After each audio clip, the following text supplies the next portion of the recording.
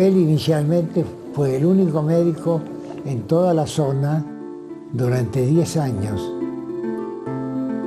además de médico farmacéutico, además odontólogo. No había ningún hospital, ninguna sala de primeros auxilios en todos los alrededores de San Martín de los Andes, ni tampoco en el sur del territorio nacional de Neuquén. Era el único médico, la única persona que estaba abocada al tema. En ese lugar que no había médico, los médicos más cercanos estaban en Zapala y en Bariloche. Cuentan que cuando baja del tren un señor dice, en 1 mes y medio están de vuelta.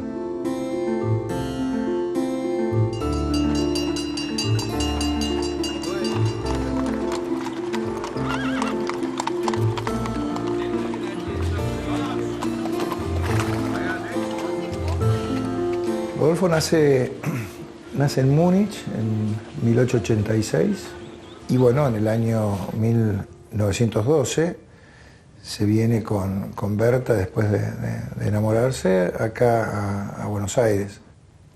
Bueno, él tenía una formación muy buena ya desde la Universidad de Heidelberg en Alemania, donde él había estudiado, donde también estaba incluido el griego y el latín. Es decir, desde ese punto de vista era una persona letrada, ¿no? Conocía varios idiomas. Se recibe de médico en Heidelberg como médico cirujano y conoce a mi abuela en la Escuela de Enfermería de Frankfurt.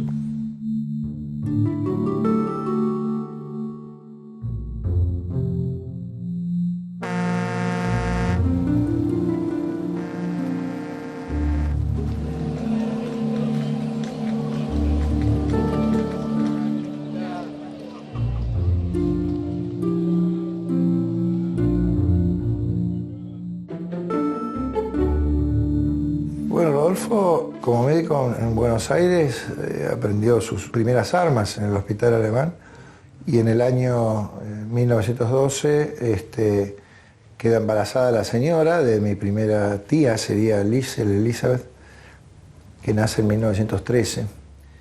Y bueno, por lo que sabemos, por un incidente que tuvo mi abuela, que la habían asaltado, y traumada por este hecho, mi abuelo le pide que se vaya unos meses, y es así que la señora Berta se va, en el año 13 vuelve a Alemania a mostrarle la hija a los padres, ¿no?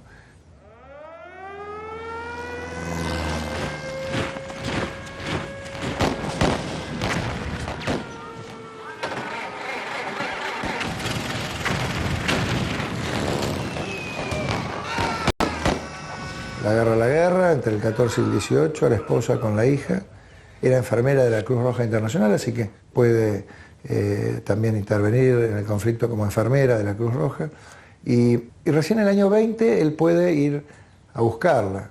Se embarca en un barco japonés como médico hasta Holanda y ahí la va a ver a Berta y a encontrarse con ella, y se vuelven para Argentina y dejan a la hija Liesel al cuidado de la hermana de ella para que la cría la europea, ¿no? Algo que era común en aquella época.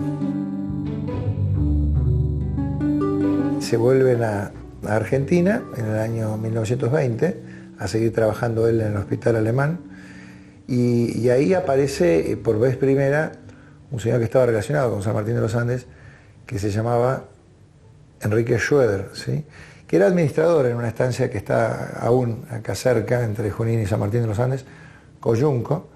El señor este también había nacido en Múnich, se va a asistir a Buenos Aires, y ahí conoce a mi abuelo, hacen buenas migas, y contaba a Enrique las historias de la Patagonia y la necesidad básicamente de las estancias de la zona y de los parajes de contar con un médico, porque no había ningún facultativo entre Zapala, Bariloche y el Limay y la cordillera.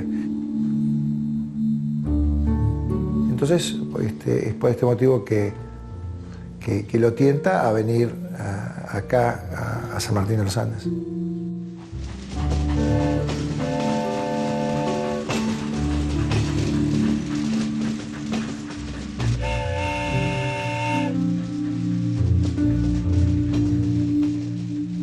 Rodolfo, por lo que sabemos, llega hasta la punta de Riel, del ferrocarril del sur, que era Zapala, en el 20, y se traslada acá con sus petates. Cuentan que cuando baja del tren, un señor la ayuda con las valijas y le dice: ¿a dónde va?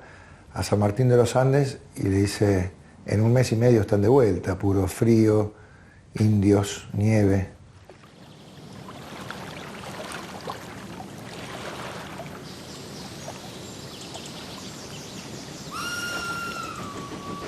Para que uno tenga dimensión, de Zapala a San Martín, ida y vuelta en carretón, 1 mes y medio.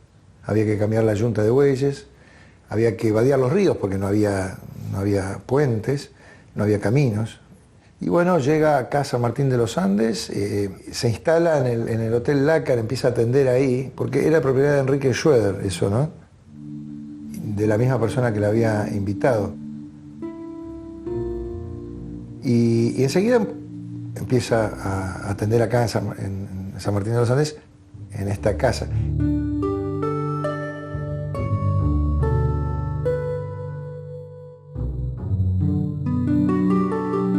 Un lugar en el mundo es construir vínculos, sentirse persona, ser tenido en cuenta, y, sin duda, la posición social de un médico en un lugar, en una gran ciudad, era y sigue siendo muy diferente a la posición social de un médico en una zona rural.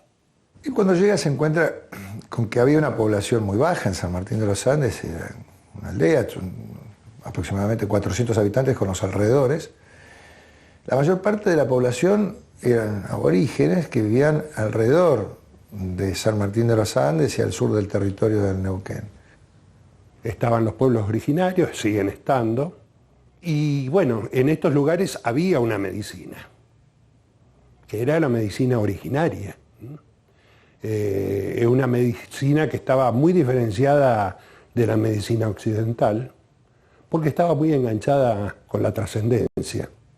El doctor Kessler fue un pionero en esto de articular sistemas diferentes, facilitar.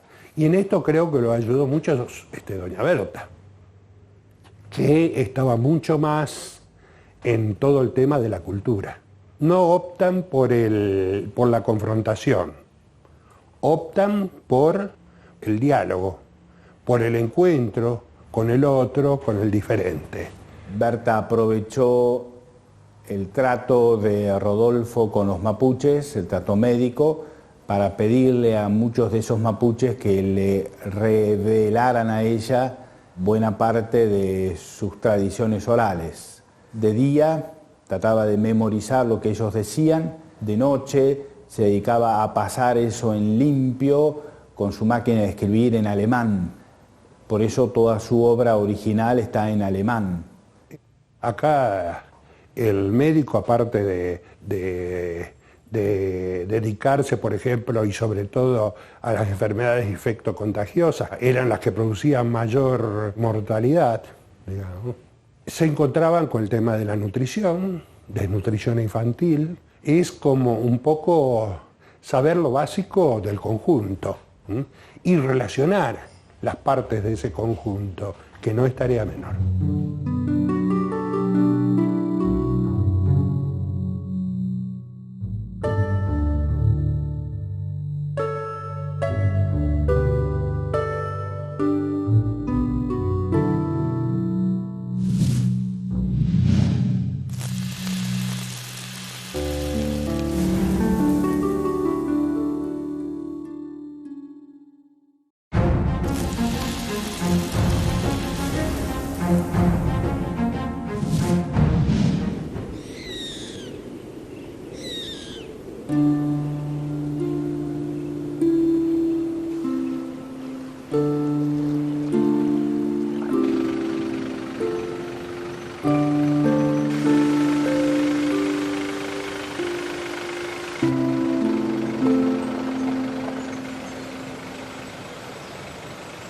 San Martín está rodeado de reservas indígenas y él atendió a toda esa gente así como iba a cualquier estancia que lo solicitara, a cualquier lugar.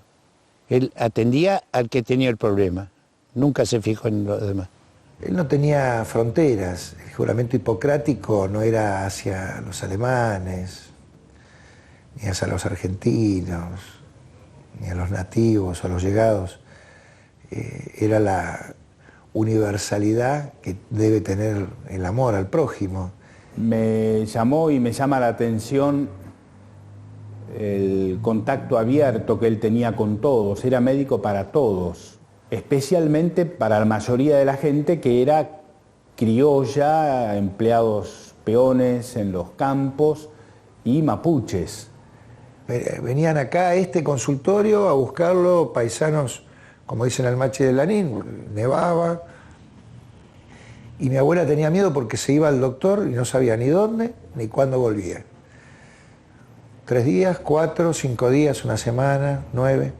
Se iba al Huichulavquen o al Coyoncura, vadeaba el río en invierno, nevando, y sin embargo lo hacía.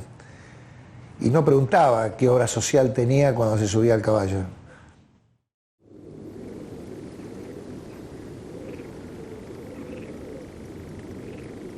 Era exactamente igual, de día o de noche, porque él atendía de noche también.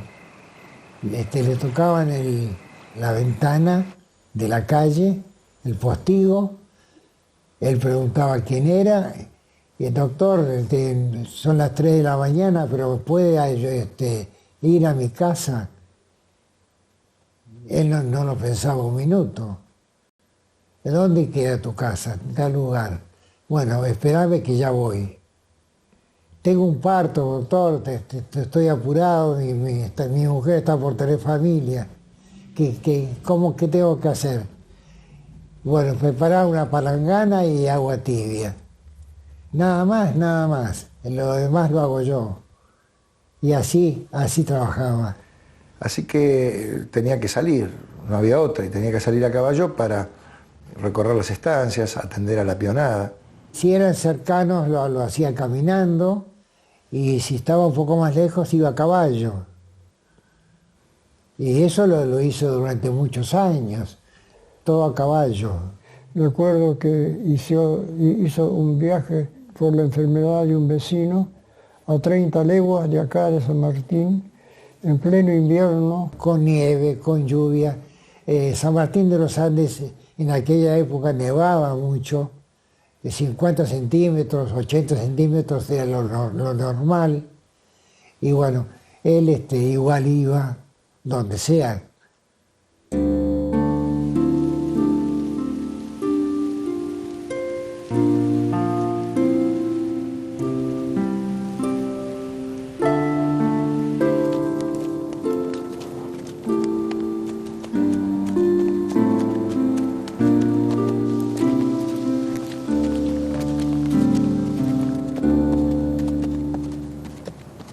tenía preparado un gran maletín, lo ponía atrás del caballo y se trasladaba al lugar que tuviera que ser a hacer la atención.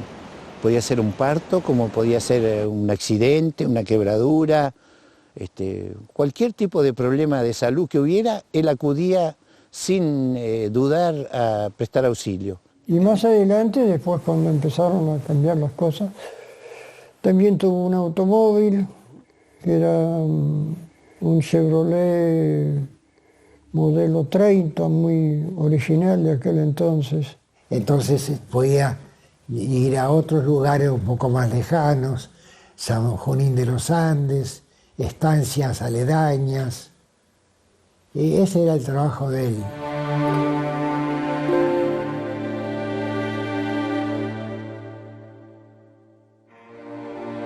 En una oportunidad, el doctor Koehler había ido acá a una estancia de Pucámer, que tenía una hija que la tenían que llevar a operar porque tenía que ir a Allen, iban en aquella época, porque tenía quiste hidatídico. Entonces lo habían llamado al doctor Koehler y había ido. Pero en el momento que pasa eso, una gente de acá de la estancia Quechuquina, que es un lugar a mitad del lago, la traen acá porque venía un nacimiento, un parto, parece que complicado. Entonces había que irlo a buscar al doctor Koehler a Pucámer.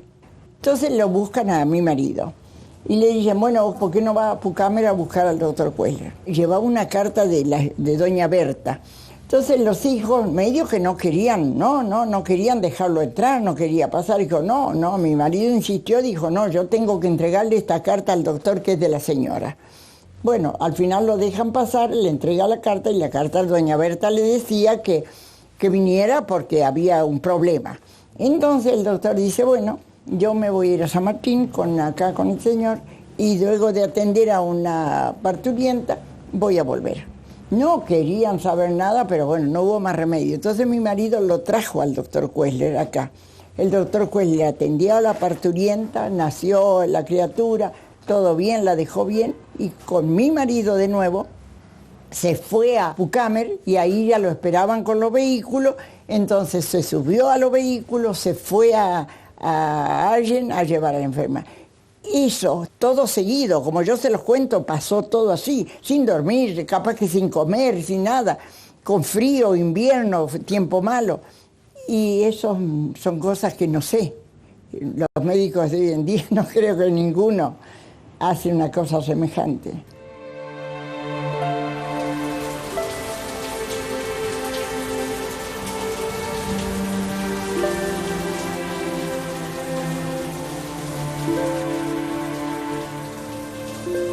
Todo por igual, no había obras sociales. Lo único que tenían algunas estancias era seguro médico, algunas, no todas, y tardaban varios meses en cobrar los peones de las estancias, pero el resto de la población no, razón por la cual no había una tarifa. Algunos le agradecían con una gallina, con un corderito, ese era el agradecimiento de la gente. Pero no tenían dinero. Pero a él no le importaba eso. A él le importaba el hecho de haber ayudado a alguien. Básicamente el juramento hipocrático era uno solo, ¿no? Había que atender a la gente, a los pacientes.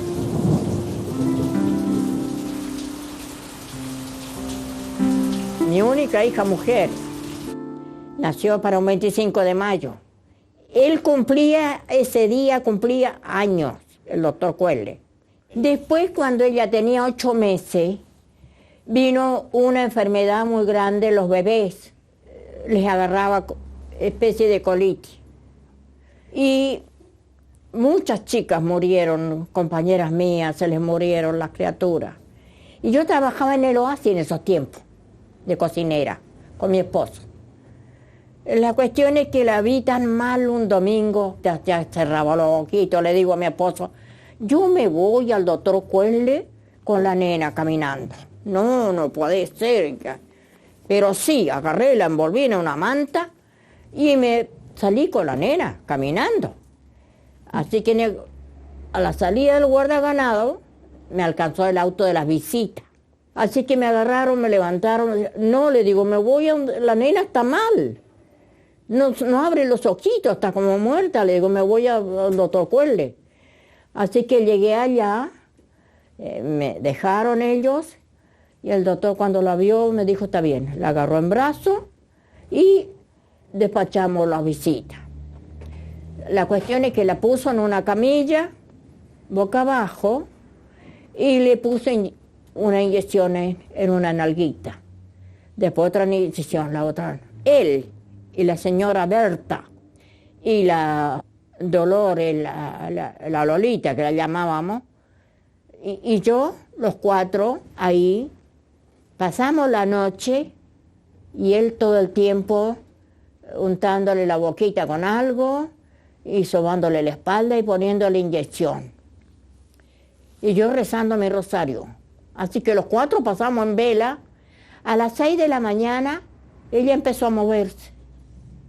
Y de repente pegó un llanto. Y el doctor me golpeó la espalda, me dice, la nena se ha salvado.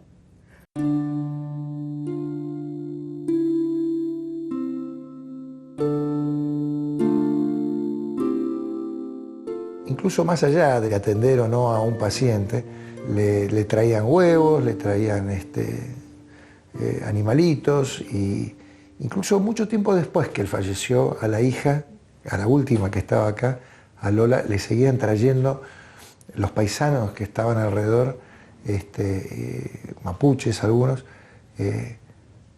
regalos, presentes.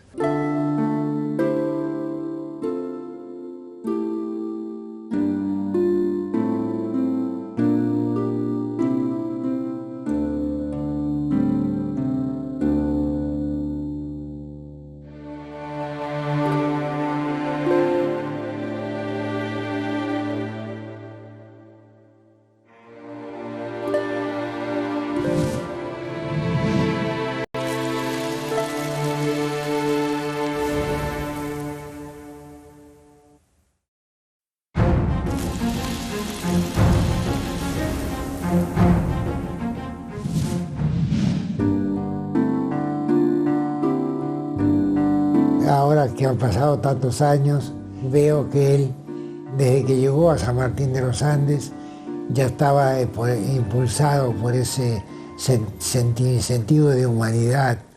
Él nunca pensó en el dinero.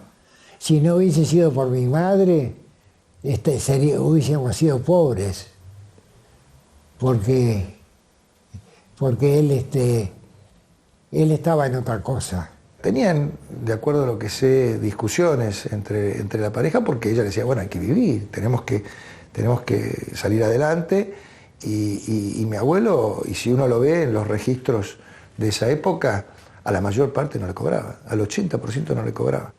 Ella quería recibir un beneficio para mantener la familia, y él en ese sentido no era demasiado humilde.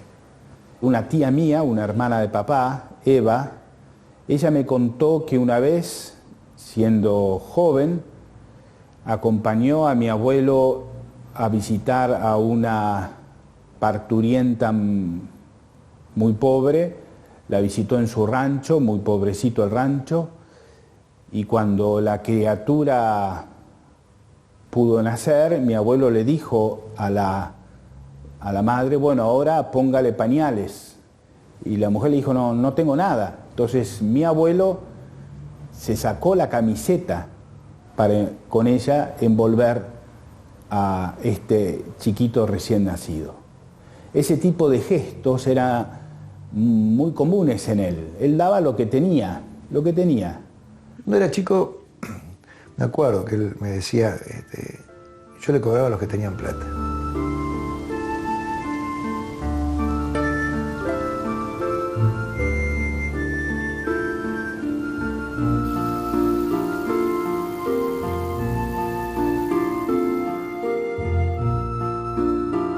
Él no echaba a nadie de la pieza, nadie, todo tranquilo, sin hablar, todo tranquilo. No se apuraba, preguntaba mucho, y en esa forma él tenía un una realidad de qué es lo que realmente tenía el paciente, ¿no?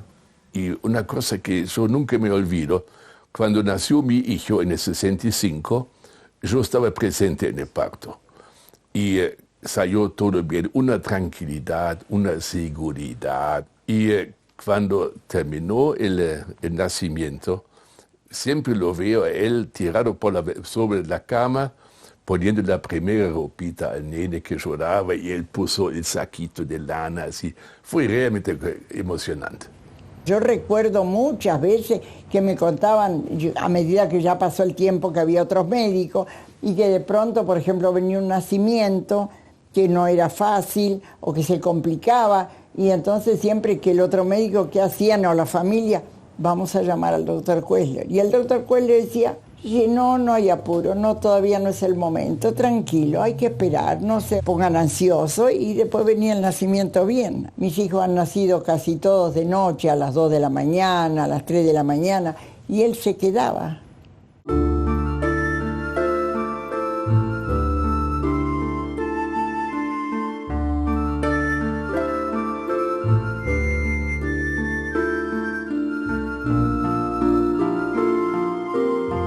Y fui muy querido en el pueblo, y una cosa creo que es bastante rara.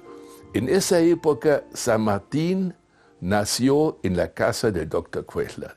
Él es el gestor de dos generaciones. Y si yo voy ahora a San Martín de los Andes, y yo soy Mario Koestler, usted es Koestler, pero si yo nací de las manos de su padre, de una segunda generación. El doctor Koestler atendió a mi mamá cuando yo nací y estábamos en el Hotel Lácar. Y después el doctor Koestler me ha atendido a mí cuando me casé, a todos mis hijos. Tengo 4 hijos, los 4 nacieron con el doctor Koestler, me atendió, y en mi cama y en mi casa. 25 de enero del 51. 51. ¿Qué nombre le pusiste? Jorge Horacio. Acá está. Horaci Pepa. Mira, me puso Pepa el doctor. A las 8 de la mañana empezaste el trabajo de parto. Ese es otro. La asistencia de parto, varoncito, no te lo cambiaron, y lo tuviste a las 6 de la tarde. Todas mis partes fueron bien, pero no había las cosas que hay ahora. 2 profesionales de hoy en día, yo sé, que vienen, por ejemplo, y visitan esta casa y ven con qué trabajaba el doctor Koestler, se admiran. Hay un médico que lloraba en la recorrida y al final me decía, voy a tener que replantear la medicina que ejerzo.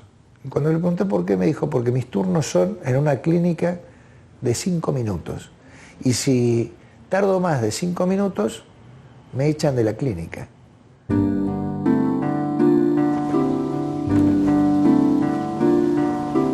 Volví hace 28 años. Me crié cuando era chico y bueno, volví hace ya un tiempo para dedicarme en los últimos años a poner en valor la casa. La casa se agranda a partir del año 20, cuando se muda el doctor Koestler con su señora, porque tenían la intención de tener más hijos y además porque necesitaban hospitalizar gente. La casa funcionó como hospital durante una década, no hubo otro facultativo en el pueblo. En aquella época algunos pacientes venían de muy lejos o venían a caballo, tardaban en llegar, y también después de una atención no es que se podían volver a los 10 minutos como hoy estamos acostumbrados en un médico de hoy. Esta casa era un poco el lugar de la curación occidental. Cuando entré ahora en este consultorio, en esta casa, me sorprendí, porque la conocí en otra situación. Cuando empezamos el proceso de restauración nos encontramos con la casa en el estado casi original. Como la intención del propietario era mostrarla o tratar de mostrarla lo más cercano posible a como había sido en su momento de esplendor, la idea fue tratar de tocar lo menos posible, preservar todo lo que se podía, las maderas que se pudieran salvar, salvarlas.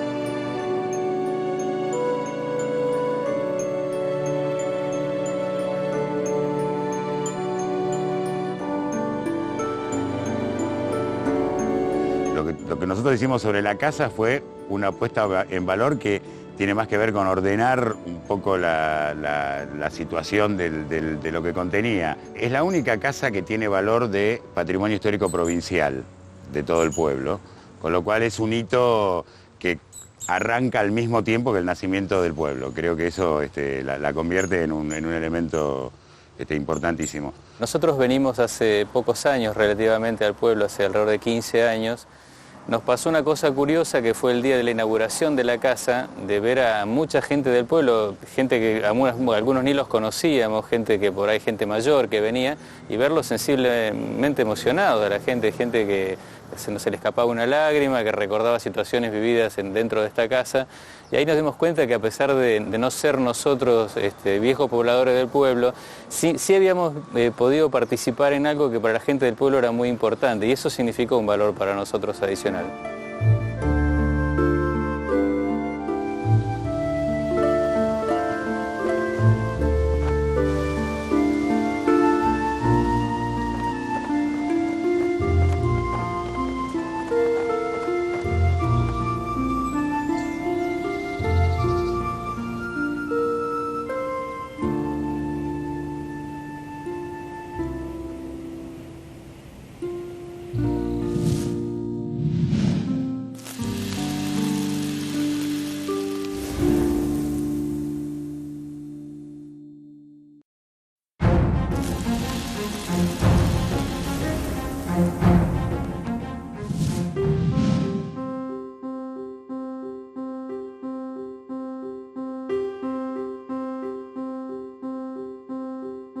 Él reunía en su consultorio todo lo imprescindible para atender a cualquiera.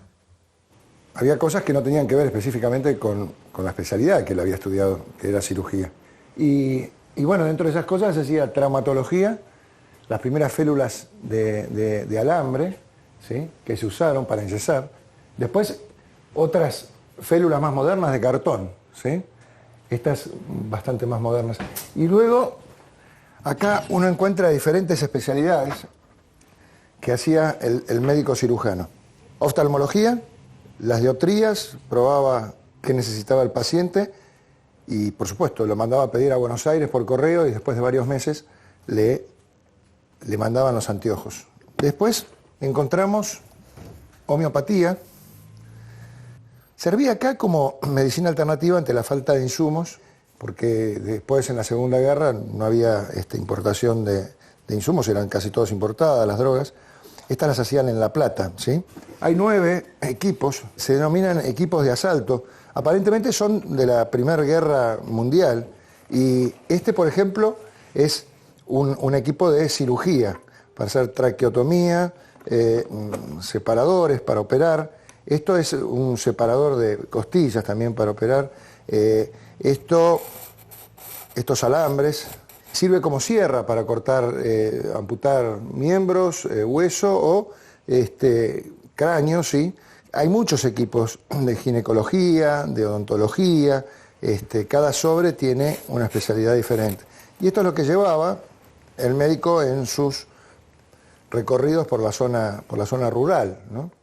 Él tuvo la primera farmacia, la farmacia San Martín de los Andes. Ofrecía a sus pacientes y a las vecinas localidades, acá están los sobres, farmacia San Martín de los Andes, Rodolfo Kessler, Neuquén, Ferrocarril del Sur, les mandaba a Traful, a Junín, a Villa Langostura, a Bariloche, remedios que él mismo preparaba, ¿no?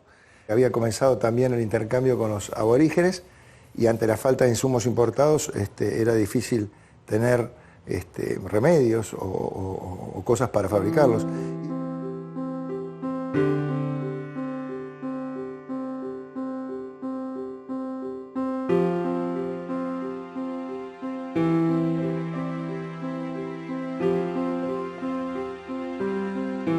La relación con mi abuelo fue intensa, para mí fue muy intensa porque a él lo disfruté hasta ser adolescente grande, hasta los 17 años.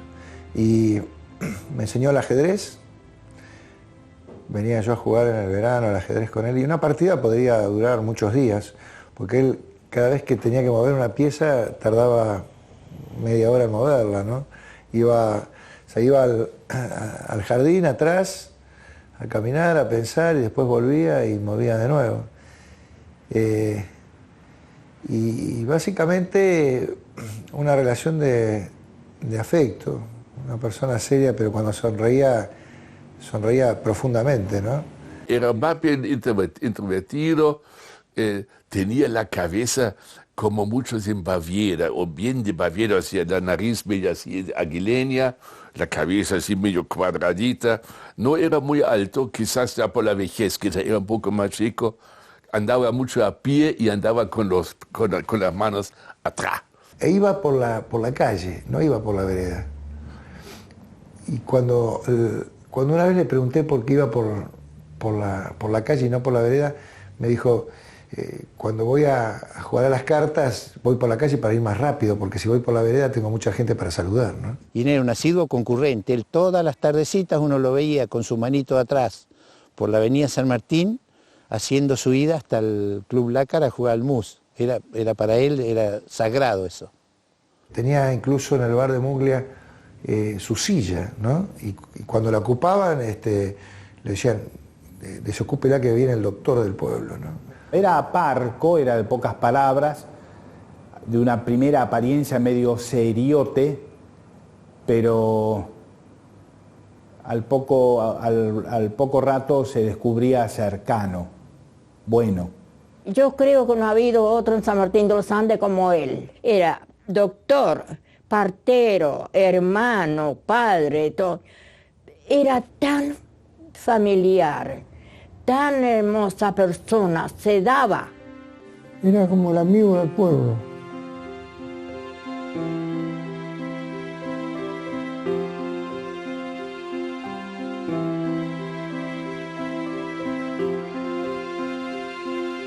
Él fue varias veces a Buenos Aires, no muchas veces, y cuando podía, un sábado, un domingo, iba a hacer algo que lo hacía de médico en el hospital alemán, en las carreras de caballo. Le gustaba ir al hipódromo cuando estaba en Buenos Aires, cuando ella había estado 7 años en Alemania, y le gustaba apostar a los caballos. Cuando yo era chico me contaban algo muy gracioso, me decían, y siempre lo recordaba yo, tu abuelo sabía más del pédigree de los caballos que del pédigree de los pacientes. Cuando el año pasado, revolviendo en la biblioteca, encontramos un libro, nos dimos cuenta que era cierto, un pédigree sobre los principales ganadores entre 1910 y 1962. Era un gran conocedor de caballos y eso le permitía tener un conocimiento para poder jugarse unos boletitos, ¿no?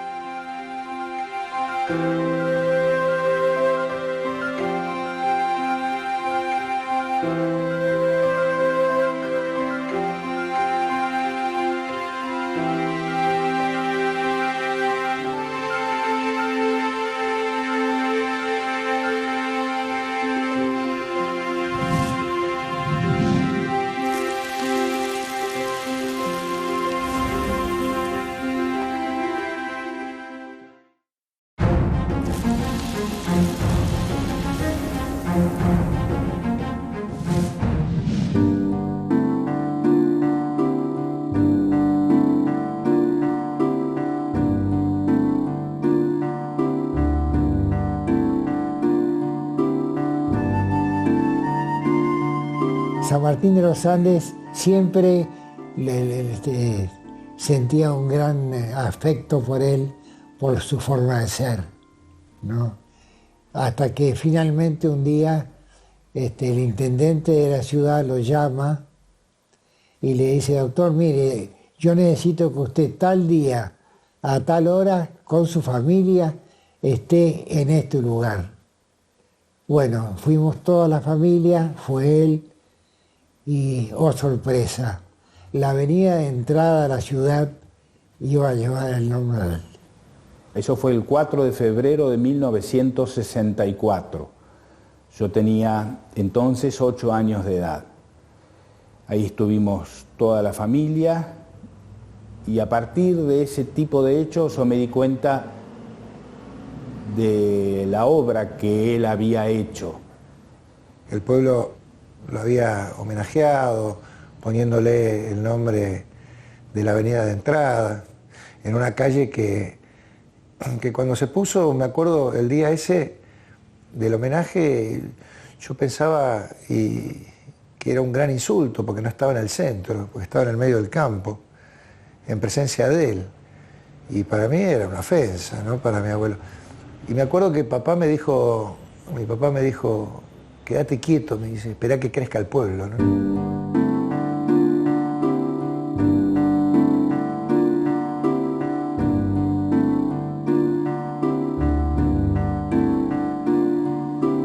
Cuando murió mi abuela en el año 65, cuando murió Berta, eso fue terrible para él, pero no lo pudimos acompañar mucho porque nosotros ya vivíamos en Buenos Aires.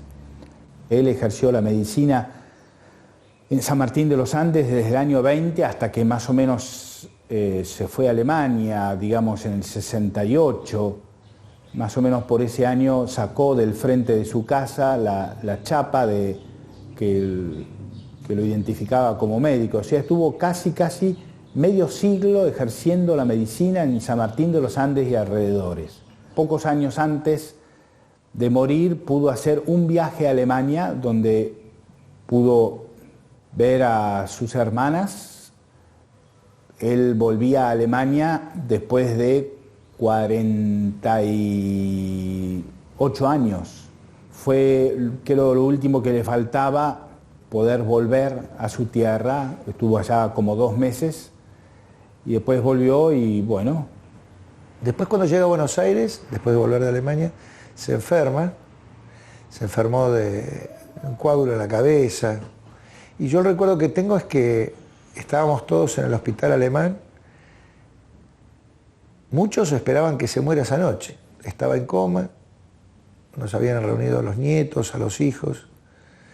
Y el recuerdo que tengo es que todos hablaban, bueno, qué iban a hacer con el abuelo que se moría esa noche, dónde lo iban a poner. Los médicos ya lo daban como desahuciado.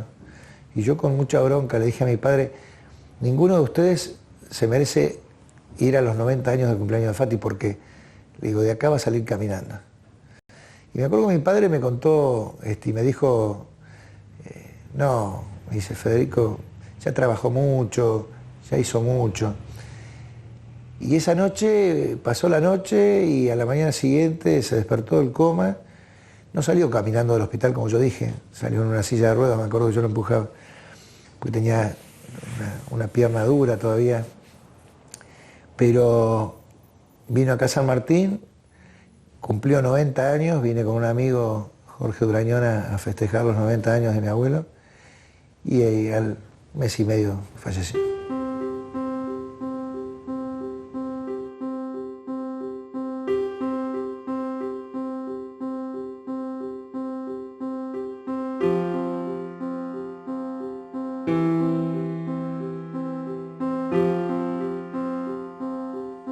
Él influyó con su personalidad a través de la vida diaria. Nosotros nos dimos cuenta de la importancia que él le daba a la gente con menos recursos. Y eso lo vivimos todos los días, y lógicamente eso ha quedado grabado en nuestras mentes, ¿no? Y en nuestros corazones. La vocación que él tuvo, para mí, fue la vocación mayor que he visto en cualquier ser humano. El legado de él es de eso, de una vocación extraordinaria, y el legado al pueblo también. El servir sin condicionamientos, el no tener sábado, no tener domingo, no tener feriados, a transmitir servicio y no cobrar, y cobrar con las gracias, o a cobrar con una lechuga o con un cordero negro. La gente que lo recuerda, lo recuerda como un ídolo, como la mejor persona especial que haya habido en San Martín de los Andes. Porque él nunca se negó para un enfermo, así fuera un rancho que estaban durmiendo en el piso. Nunca se negó. El sepelio fue una experiencia muy particular, no solo porque era el sepelio de mi abuelo, sino porque medio San Martín de los Andes estaba en el cementerio y los comercios habían autodecretado cierre por algunas horas. Él estaba feliz y contento en San Martín de los Andes. Por su tarea, él quería mucho a la gente, muchísimo, y no tenía ninguna necesidad de volver. Él estaba con su mujer, sus hijos, estaba hecho, y con la población. Mi abuelo era parte del paisaje, era parte del ecosistema. Y los ecosistemas no se rompen tan fácil.